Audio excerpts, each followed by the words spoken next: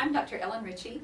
I'm an instructor of music therapy and the clinical coordinator for music therapy at the University of Georgia. All right, so what, in your own words, would you say music therapy is? Music therapy, in just a few words, is using music to help people achieve non-musical goals. Those may be social, physical, emotional, cognitive, whatever. You could get a lot more involved. It involves music therapy is done by a qualified person, someone who has completed a program of education and training in music therapy, meets certain standards for practice and knowledge. But in a nutshell, those qualified people who are well trained are using music to help people meet therapeutic or non-musical goals. Okay, and why did you choose to get into the music therapy field? I guess since I was very small, I knew I wanted to do something in music. When I was in high school, I thought, well, I'll be a music teacher. I got into college in a music education program, and I liked that, but I met a music therapist, and this just seemed like a really interesting thing, so I did some volunteer work with her and ended up actually transferring to a university, the University of Georgia, actually, where I teach now, so that I could get my degree in music therapy. Because for me, it's music, it's a musical career, but it also involves working with people in a helping way. It involves a lot of creativity. Not that educators are not creative, but it's a different kind of creativity.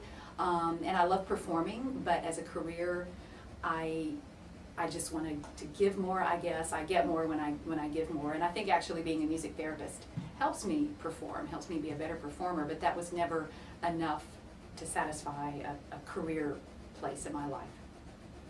Okay, and what about music therapy do you think makes it an effective form of therapy? Because music, and this sounds cliche, but music really is universal. Every culture has some kind of music. Every major life event in our culture is accompanied by music. Lullabies, religious services, weddings, funerals, patriotic events, football games. There's music at all of those places. And I think music touches people. It reaches a part of us that can't always be reached or can't always be accessed with words. I think music can bring out the humanity in people who may have a very serious disability or circumstance that makes it very difficult for them to relate to other people, but I think music provides a common ground where people can come together. Okay, and what population would you say is most worked with?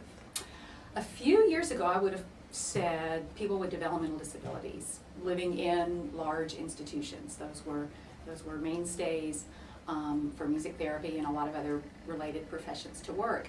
But nowadays, there's a lot more community-based treatment. People are out of those institutions.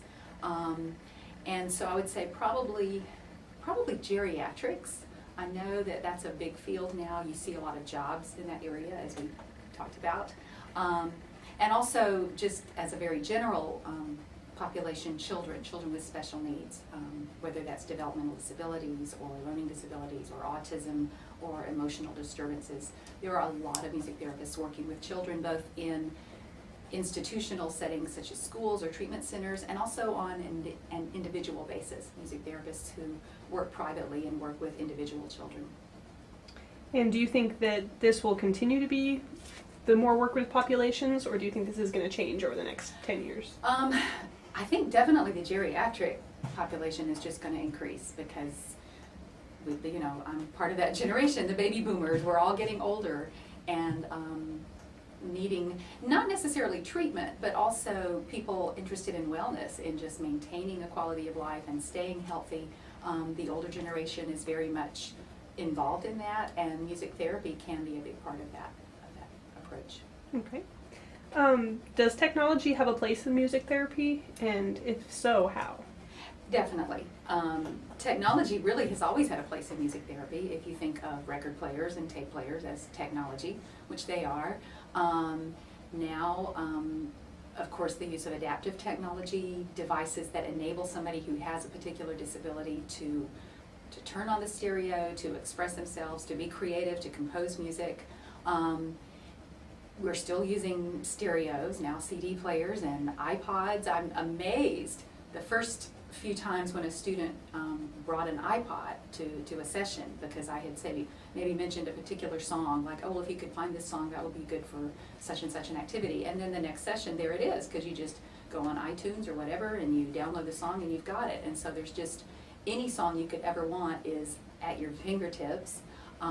Also things like PowerPoint, different visual ways to present music and lyrics to clients. Yeah, technology is definitely a big part of what we do. All right. And so recently music therapy has been seen more and more in the media. Do you think this trend will continue? I hope so. I think it's great. Sometimes it's very serious circumstances, like most notably the Congresswoman who was shot. Music therapy has been part of her rehabilitation, and that's been very much in the news, and it creates mixed feelings because we think it's wonderful that people see that music therapy is helping this woman, a person with a very high profile, but it's tragic what happened to her. But the fact is that there are, thousands of people like her who are not famous who are being helped by music therapy, and so anything that kind of raises awareness of how music therapy can be helpful, I think is a good thing, and hopefully it will continue. All right, switching directions a little bit. How effective do you feel the current curriculum for music therapy students is? I certainly hope it's effective because that's what I do. We do our best. We have guidelines that are set by our national association, and they don't tell us the courses we have to teach, and I think this possibly is a strength of our educational philosophy, is that they've identified competencies, the skills. What do you need to know? What do you need to be able to do to be an effective music therapist at the entry level? And these competencies are periodically reviewed by professionals in the field to make sure that they are current and that they are relevant. And so they come to the educators and say, okay, these are the skills you need to teach. You create the courses, you create the program that is going to address these skills for your students. And so I think it is. We do the best we can to prepare our students to be professionals.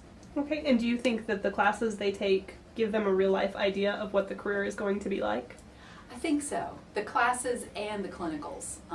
Probably the clinicals more, or the two things going hand in hand, because there is such a strong clinical component to music therapy training. Students have to do 6 semesters of clinicals, and so at the same time they're in class learning about principles and approaches and techniques, they're in the clinic working directly with clients and applying those things and hopefully making the connection between the two. Okay, and do you think the current curriculum will change at all in the near future? Yeah, I'm sure it will. As the profession evolves, the curriculum is going to change. As we see different kinds of needs, different skills that students need to have, it will change. I think it's an adaptable, it's a flexible thing. And what do you think the future of music therapy is going to be? I like to think it's going to just be stronger. It's going to be more known as a profession. We've been around since the 1950s. 1950 was when the first music therapy organization was established. And, that's 60 plus years ago. So we're not really a new profession, but we're new in the sense that a lot of people still are not aware of us, or not aware of what we do. There are people out there who could benefit from music therapy services, and so a lot of our work as an organization, as a profession, is trying to increase that awareness.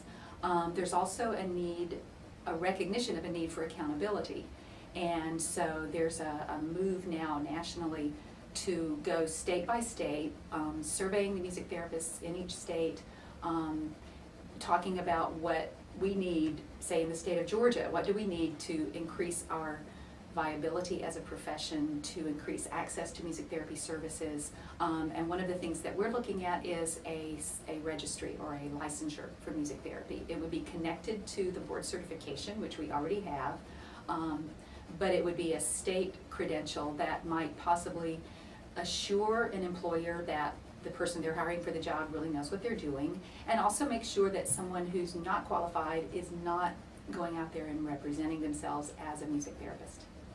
Okay, thank you, Dr. Ritchie. You're welcome.